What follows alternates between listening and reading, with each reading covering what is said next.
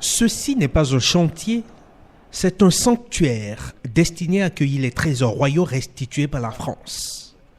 L'exposition va se faire ici, dans la salle des fêtes du Palais de la Marina.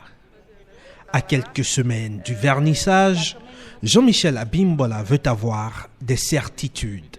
Il nous reste les grands kakémonos dont vous voyez le premier qui est installé à poser, à mettre en place. Et à partir de là, dès lundi prochain, on commence la lumière, l'éclairage de tous les espaces et les vitrines. Et des vitrines.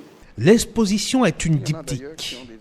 Dans la salle du peuple, l'art contemporain prolonge l'enchantement né des trésors royaux.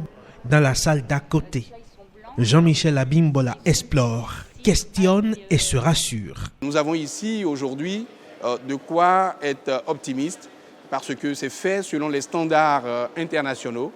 Et je voudrais dire qu'à travers cette exposition diptyque, les Béninois et l'Afrique pourront être fiers d'eux-mêmes, pourront être fiers du Bénin. Art du Bénin d'hier et d'aujourd'hui, de la restitution à la révélation.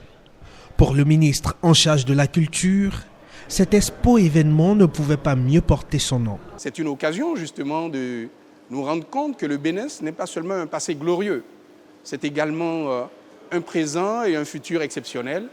Et c'est pour cela qu'il était bon de faire écho à l'art contemporain pour montrer que les génies que nous avions il y a 2 siècles, 3 siècles, peut-être plus, peut-être moins, eh bien, nous sommes dans la continuité de ce génie béninois. Et de lancer un appel au public béninois. Je voudrais demander aux Béninois du nord, du sud, du centre, de l'est et de l'ouest qui peuvent faire le déplacement, de venir vivre ce moment exceptionnel, ce moment unique.